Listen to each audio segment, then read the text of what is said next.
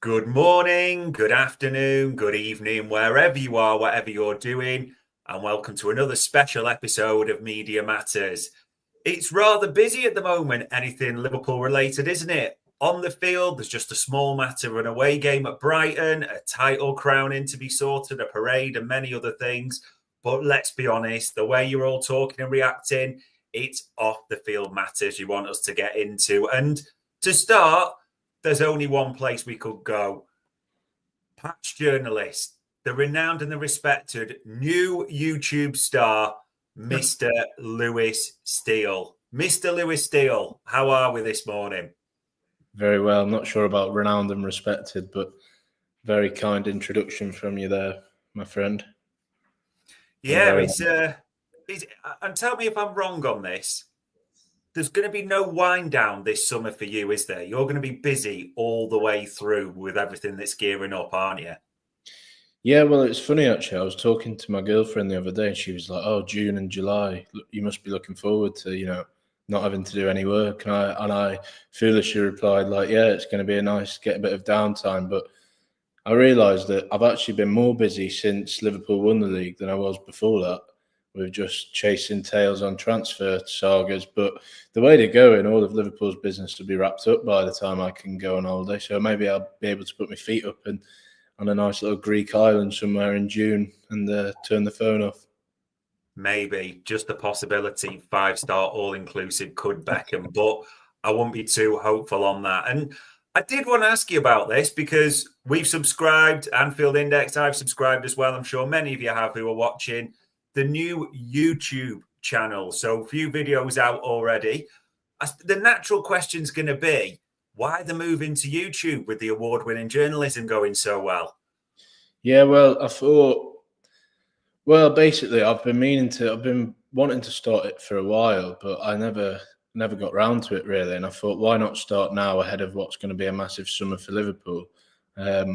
Obviously, I'll still be writing all my pieces and whatever, but the younger people aren't going to be reading every single one of them. They want to watch things and listen to things. Yeah.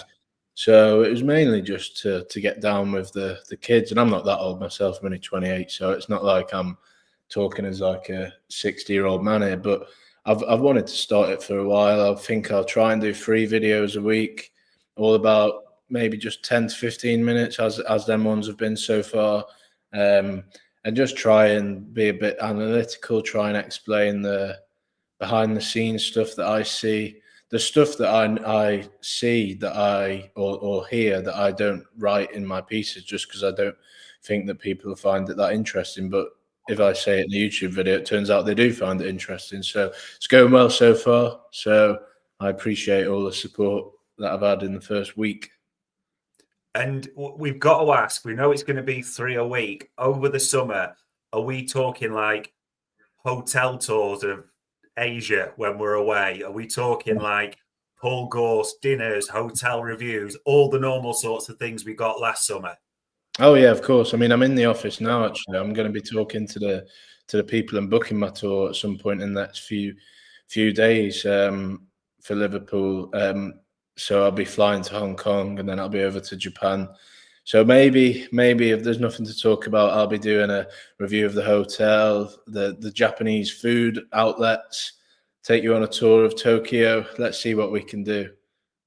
Look at that. You feel the Trip Advisor sponsorship coming up. And the comments are flying already. LAPS, they're saying I'll subscribe. Look at that. International star already. Saiga Pile saying the Daily Mail is blocked in India, so nice to get your input on YouTube. So there'll be plenty tuning into this one. And this almost seems a little bit of an inconvenience right at the moment for a lot of fans. But there is a game tonight. I know you're in Brighton right now as we sit. This could be anything. You've seen the photos, the videos of the Reds partying all week. This could just be anything tonight, couldn't it? Yeah, well, you say it's an inconvenience. I don't think having a couple of hours down by the beach this afternoon is an inconvenience for my life, really. But the game itself does feel a little bit like a friendly. Brighton can't get into Europe anymore. I don't think they can anyway. Liverpool obviously are going to finish first, whatever happens. But I think it'll be a nice test for Liverpool. Maybe Slot will try a few things out. I think what will be nice as well is if McAllister plays, he'll get a good ovation. He's a Brighton legend. You know, I know quite a lot of, I know a few Brighton fans and they all love him.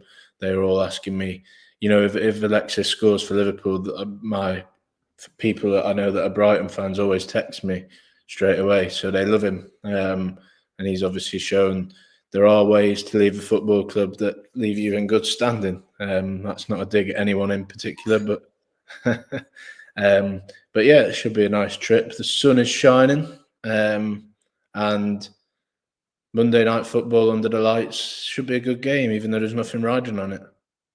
Yeah, maybe even the thought there's nothing riding on it might make it more exciting. A 5-5 draw could be incoming. Who knows on this one? And you knew I wasn't going to let you sort of go this pod without mentioning that situation, because I know you'd had it on your YouTube about the Trent situation, let's call it that, and don't vilify the Boo Boys. And you know, it's been the topic of conversation about the Summer of '66 party and everything like that. Have you got any particular thoughts on this, treading carefully, possibly? On Trent, I sort of have taken the stance of somewhat sitting on the fence, because I do see both sides of the argument, to be fair. I just don't really want to get into the topic of telling fans how they should feel and how they should react. That was my stance, really. If they want to boo, they can boo. If they want to clap him, they can clap him. Whether he plays tonight, I'm not sure. I personally wouldn't play him. But whether Slot thinks the same, I'm not sure. Maybe he thinks with it being an away game, it'll be different, and then don't play him at all on Sunday at home. But yeah, I would start Bradley in both of them games, really. And then if he can't play the 90, Jarell Kwanzaa deserves a chance. Maybe Joe Gomez is fit enough to play on Sunday as well, or even tonight. I don't know who's travelled down yet.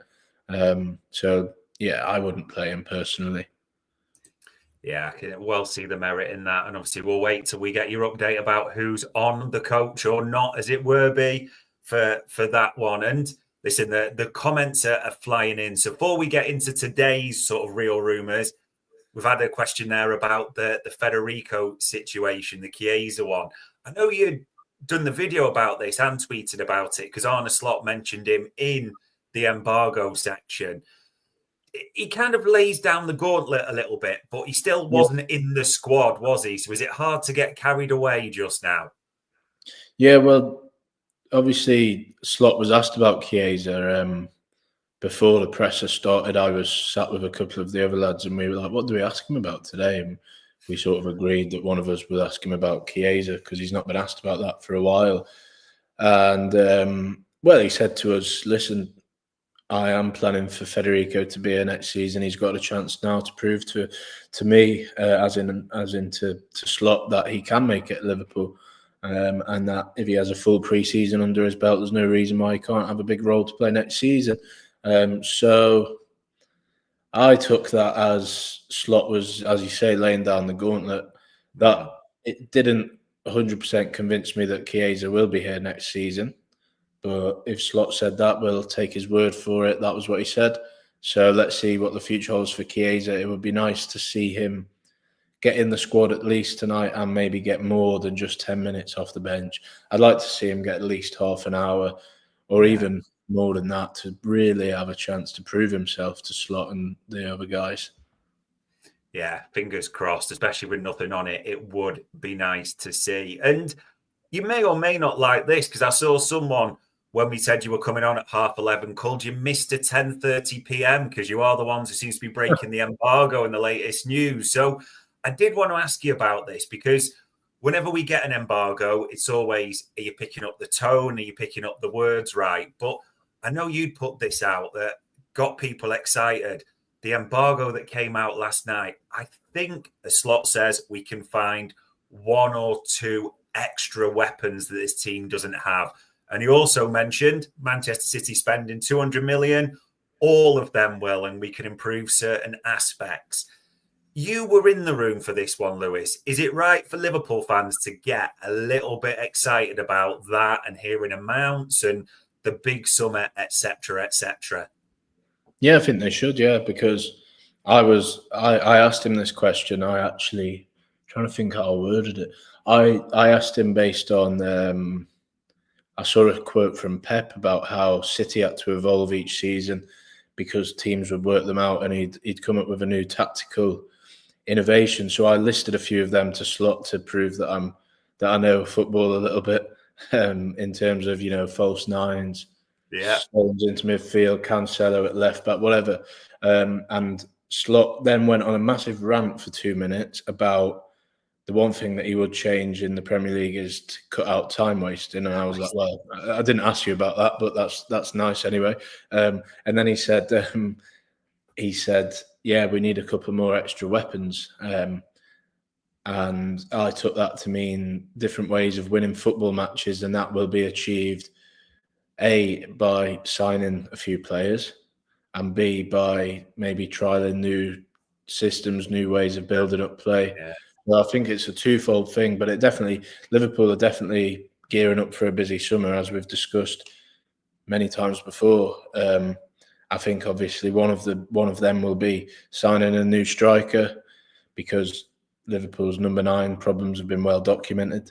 And the second one is probably the fullback. So as we know, maybe if you look at the game last week against Arsenal and compare the heat maps to a random other game this season, the fullbacks were way more advanced. Like it's no coincidence that Robbo got his first assist of the season. It's no coincidence that Bradley could have had an assist or two if he found the pass a bit better. They're both getting into quite advanced areas. I think that's how Liverpool are going to play next season, whether that's Bradley or Frimpong on the right, whether it's Kerkez or Robertson on the left, or whoever Liverpool may sign on the left. So yeah, I think that was a big hint as to change is coming. Obviously, you don't fix what's not broken, but I think they need to evolve, because Arsenal will get better. They'll sign a striker. They're signing Zubimendi. I think someone else was linked. I can't remember who. City will obviously get better, and then other teams will probably, Chelsea even may get better. Who knows? So Liverpool can't just sit on the hands and expect them to be able to walk towards a title again next year. So I think, extra weapons is a nice phrase that Slot used there. And when he said it, I thought, that's nice. There's my article written for me. Thank you very much. We're including a 2-minute rant on time wasting as well. So plenty to cover. And while we're talking about extra weapons, fullback is the place to start. It's an interesting one, because I know you mentioned this for many weeks or linked towards it, Jeremy Frimpong, and we're expecting, from the sounds of it, a medical being done, maybe, or feels unlikely to be announced today because there is a game on, but hopefully later in the week. The one thing I did want to ask you about, I suppose we're all just expecting this to be confirmed, but you did an interesting tweet around New Balance really believe Frimpong's going to be a breakout star of football, don't they? Yeah, well, this that's not really new news. I sort of did a piece on that in December or January. I can't remember when it was. And I was talking to someone close to Frimpong then. And basically, I wanted to write in the piece that he was expected to move to Liverpool, but for whatever reason, I couldn't quite do it as hard as that. So I just did it like, he's expected to go to the Premier League. Yeah. There were a few other clubs interested at the time. But I think it was quite obvious from back then that he was going to be a target. I didn't think it would be wrapped up quite as easily and quickly as it has been, but fair enough to Richard Hughes and Liverpool for doing that. But yeah, he started his medical yesterday. He's finishing it today, Monday. And I don't know when it'll be announced. As he said, probably not on a game day, but you never know with these things. I think someone said Frimpong was busy with New Balance stuff this week, so I don't know where he is in the world, but maybe it'll be announced this week. But I don't know when it'll be announced, but it's a done deal, so there's no need to worry about that.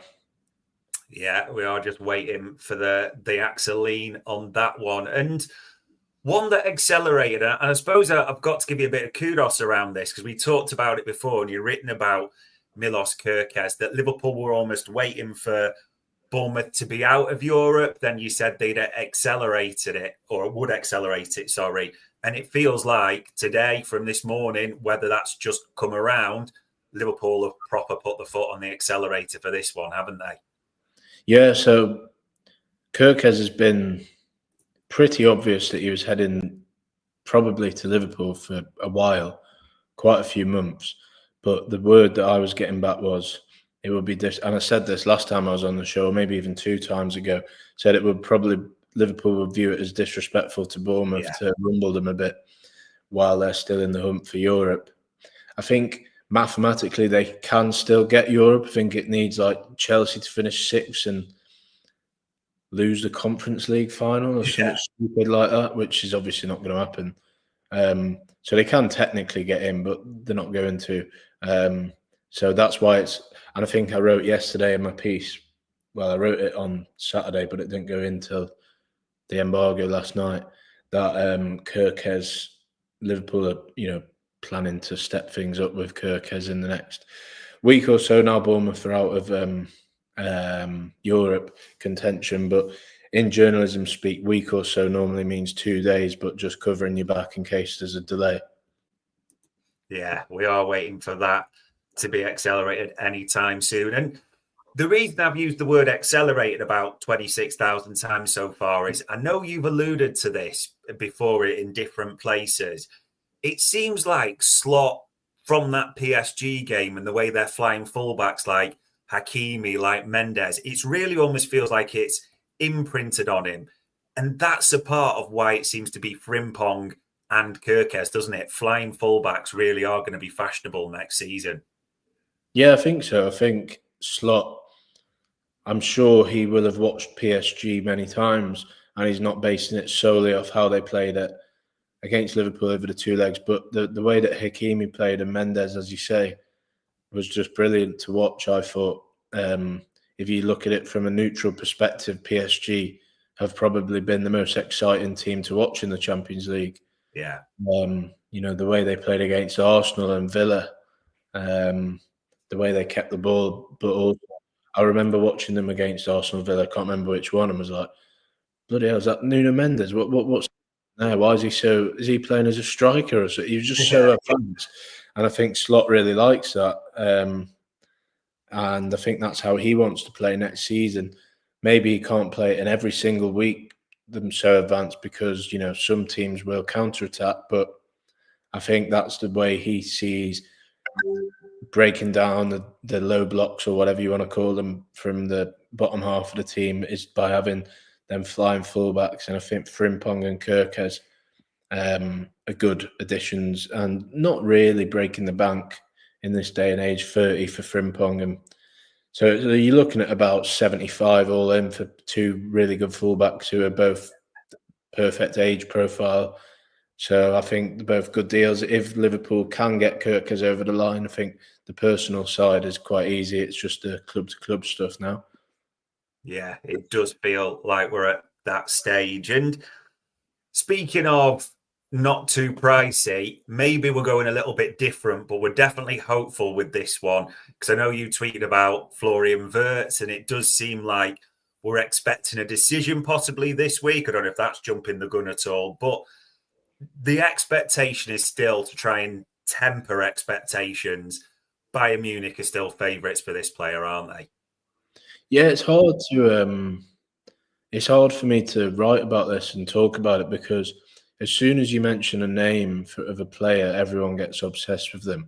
So I don't want to make it look like I'm saying Florian Vertz will definitely come to Liverpool, because that's certainly not the case. But Liverpool are lurking in the background, is how I would describe it. Almost like, sharks circling, ready to pounce if the opportunity arises. But yeah, the expectation was that he would stay in Germany, whether that is move to Bayern or stay at Leverkusen. I think the last week has become a little bit more unclear on that. I think that his parents are having a big say in everything. I think they're split on what to do. So I think it's either, as we know, it's either Bayern, Man City, or Liverpool. Yeah. I suppose all three have their pros and cons. I suppose like Bayern, you've got the fact that obviously you're probably guaranteed to win the Bundesliga and you'll be the face of German football, but then you'll also tarnish your legacy at Leverkusen. And then Liverpool's obvious, like you play for the league winners, whatever. And then City, I suppose the allure is Pep, but he's not going to be there forever. So, yeah.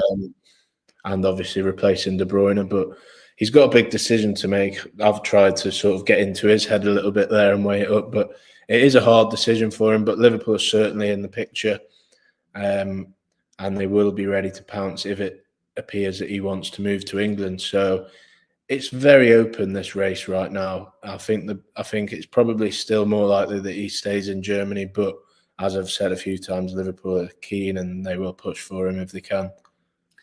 Yeah, fingers crossed and praying for that one. And I suppose the final one, because I've asked you about numerous incomings and the latest stories there.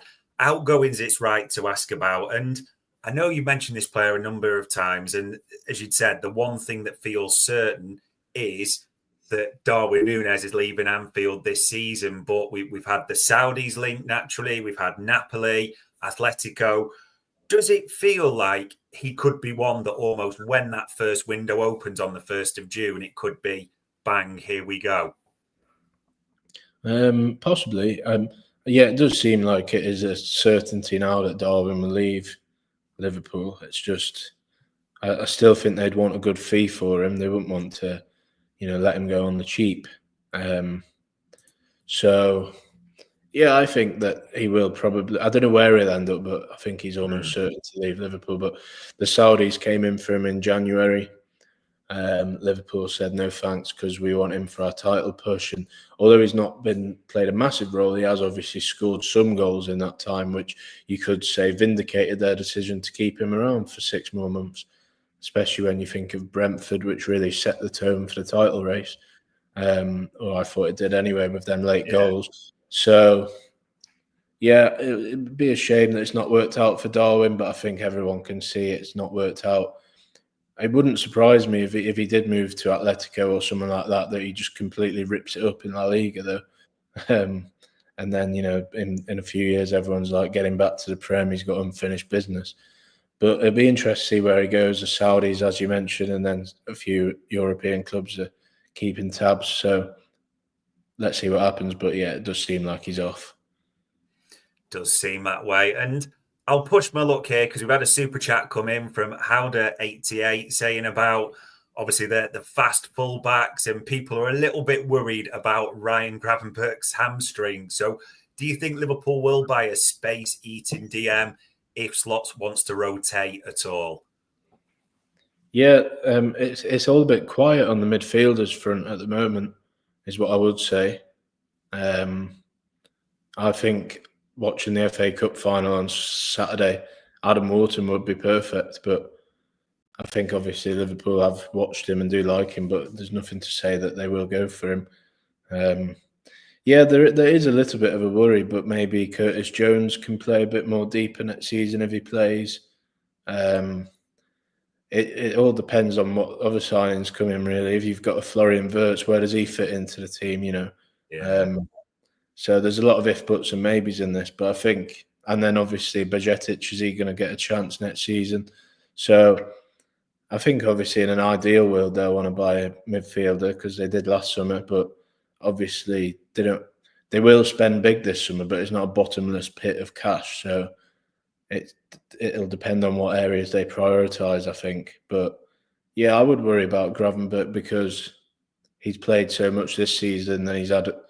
I'm not saying it's luck because you do make your own luck with injuries, but that will he's due an injury. Let's put it that way because he's been so fit this season. But yeah, maybe don't worry too much about that. But it is something to consider. Definitely, it's a good point, mate. Yeah, and there we go. We know he's busy, as Howder88 also says. The man of steel flying in left, right, and centre with transfer rumours to us Liverpool fans. And I know you are heading down to Brighton Beach to soak up some rays and tracking team news and everything like that. So, as ever, for giving us a little bit of time on a very busy Monday, Lewis, it is much appreciated. Thank you, my mate. That's pleasure as always. And ladies and gents, that was another Media Matters